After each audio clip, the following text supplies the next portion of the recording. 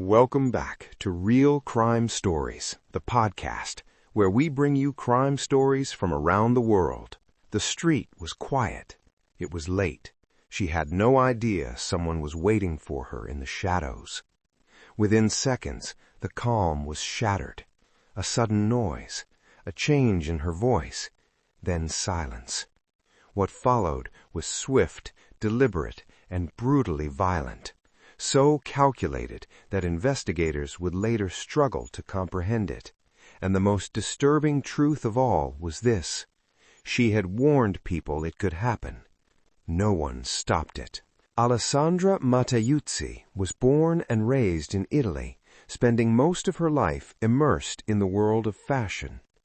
At 56, she worked as a sales representative for a women's boutique, known by colleagues and clients alike as dependable, refined, and deeply thoughtful. Everything she did carried a quiet precision, whether assisting customers or caring for those she loved. Compassion defined her. That sense of responsibility extended far beyond her career. For years, Alessandra had been her father's primary caregiver during his final illness, supporting him until his death. The experience left her emotionally exhausted. Afterward, she withdrew socially, hesitant to open herself to new relationships. Her mother, who lived in a care home and required constant assistance, became the center of her daily routine. Alessandra visited often and spoke every day with her younger sister, Stefania, with whom she shared a close and unbreakable bond. Though reserved, Alessandra was not isolated.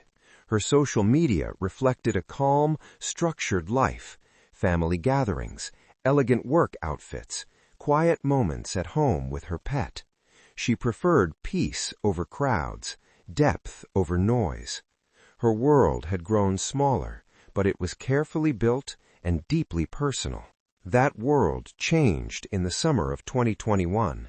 Like many modern connections, it began online.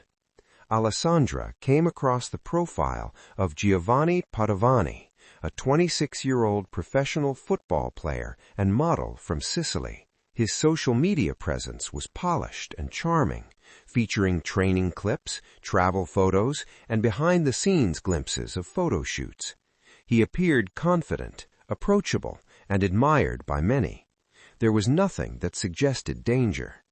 Despite the significant age gap, their conversations unfolded easily. Giovanni was respectful, kind, and attentive. Messages became daily exchanges, then emotional confidences.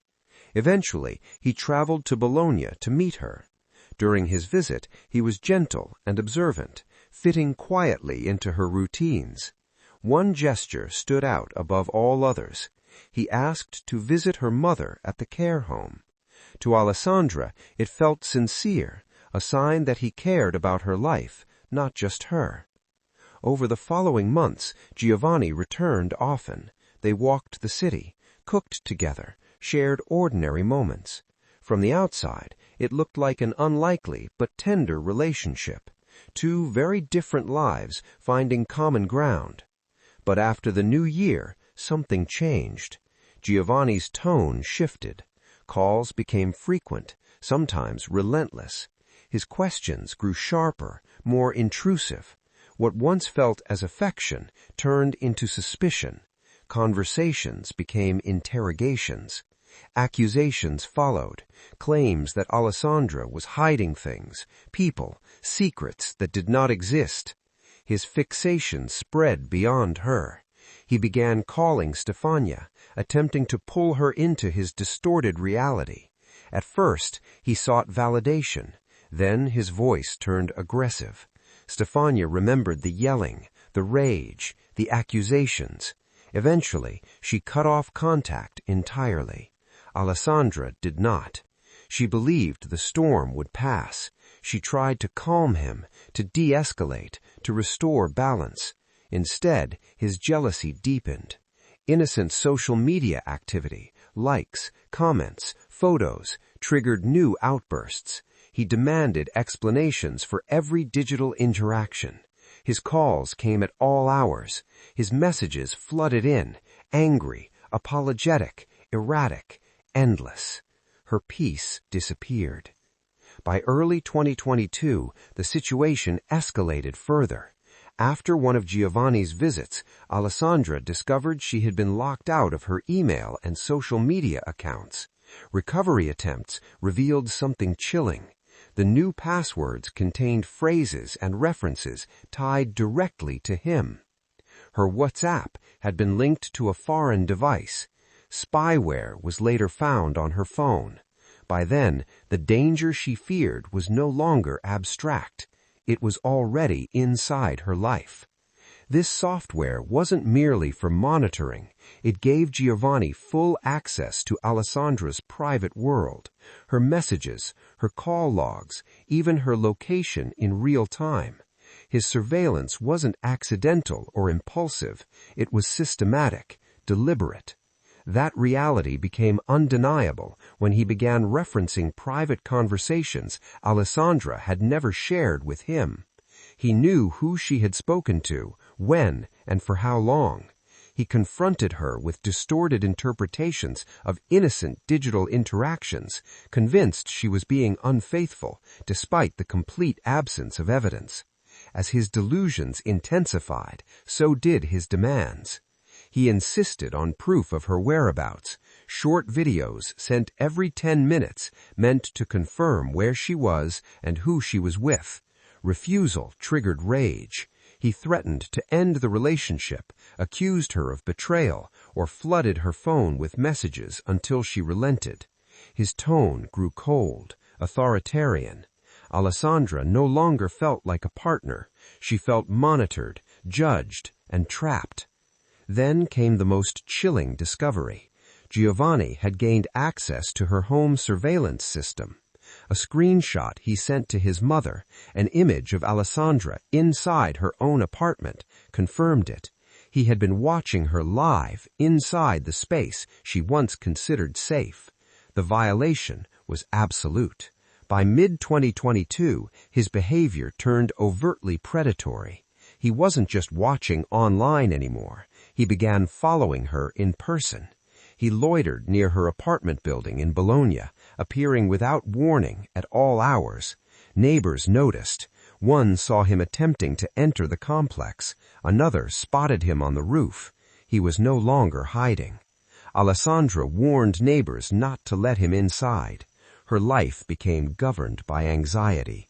Giovanni was volatile, unpredictable. And then came the damage. Her car was tampered with, its lights disabled by cut wiring.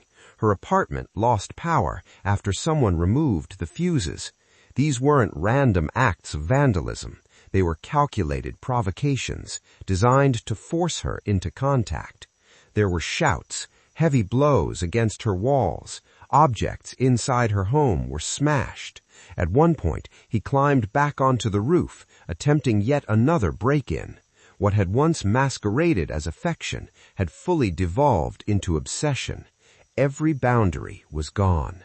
The woman who once lived a quiet, structured life, anchored by routine, family, and compassion, was now living in constant fear. Alessandra was no longer in a relationship. She was being hunted. She began carrying pepper spray. A small change, but for a woman who had always moved through life with grace and self-assurance, it marked a profound emotional rupture. Fear seeped into every part of her day. She told friends and family that returning home filled her with dread. Sometimes she sought refuge at her sister Stefania's house, but the relief never lasted. Her dog remained in the apartment, and leaving him behind for good was unthinkable. That bond pulled her back again and again into danger's orbit.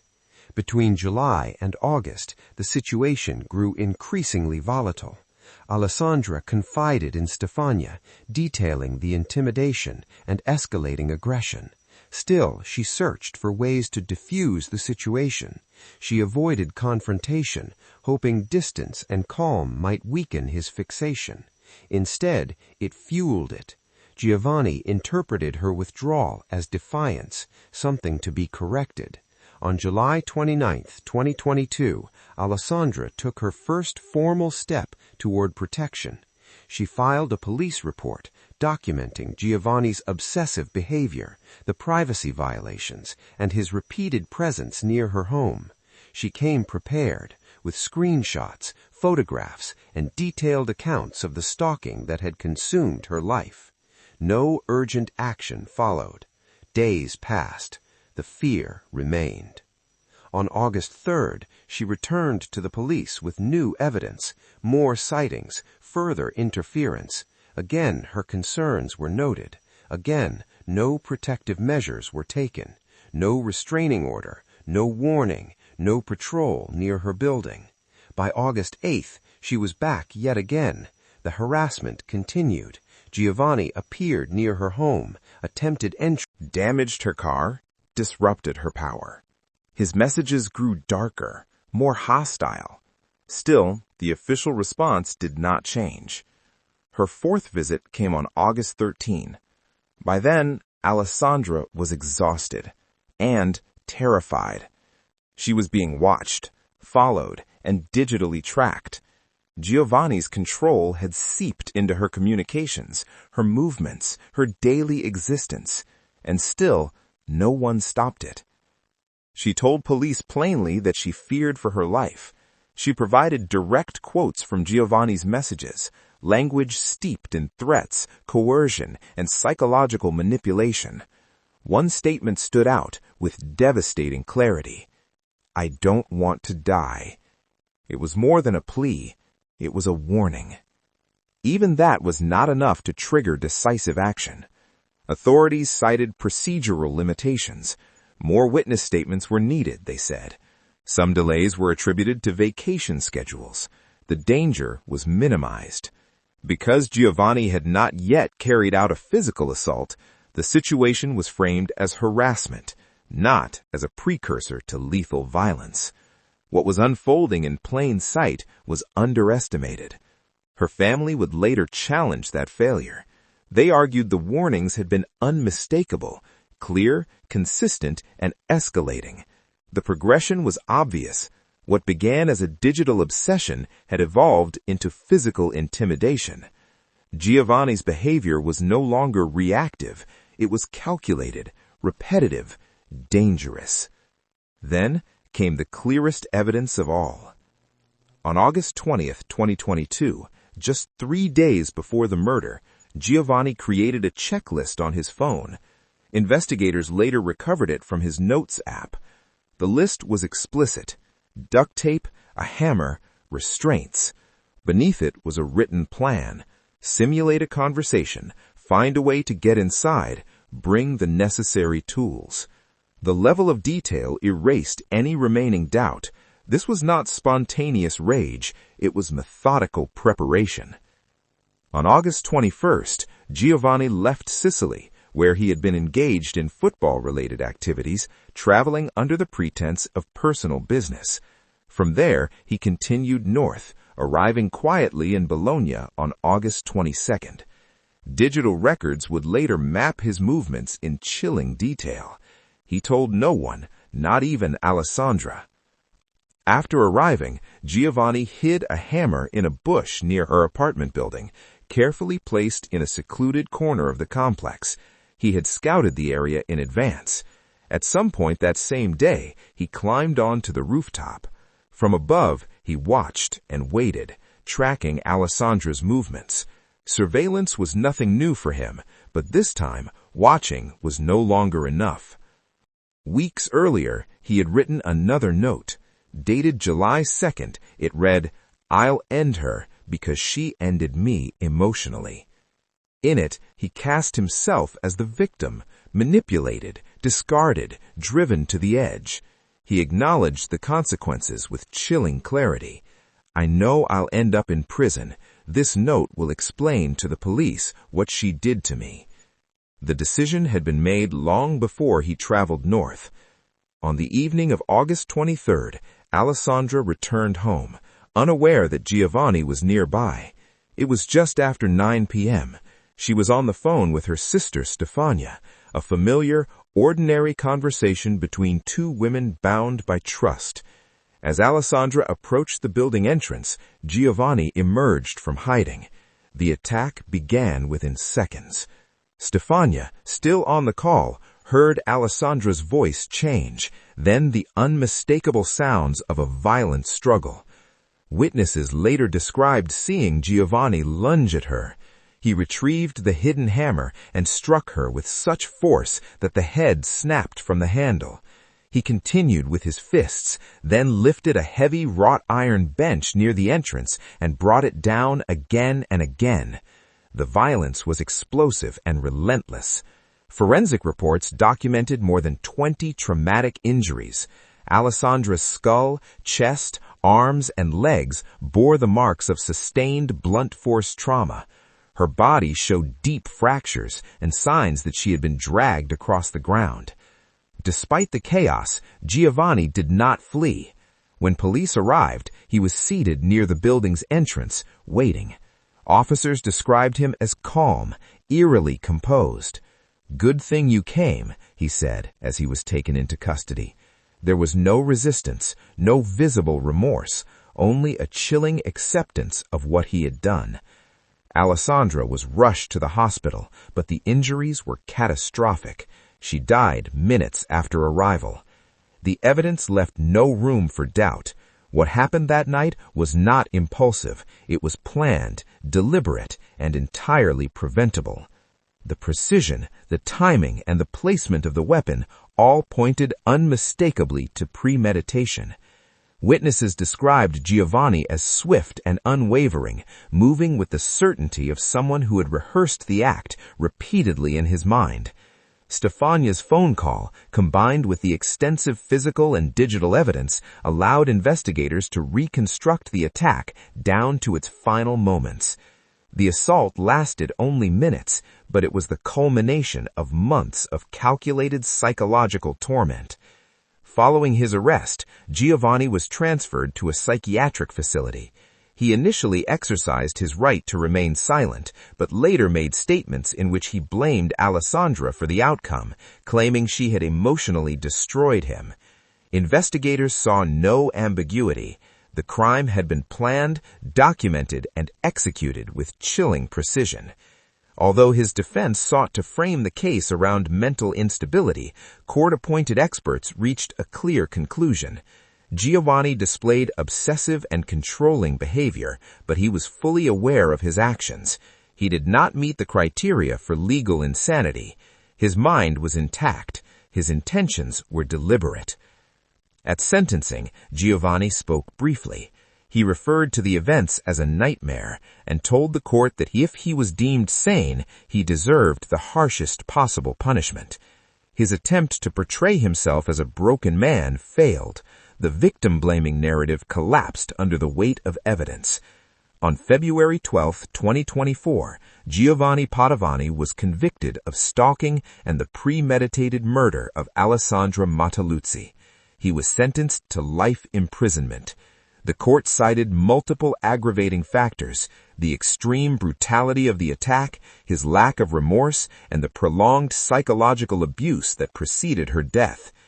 But the harm did not end in the courtroom.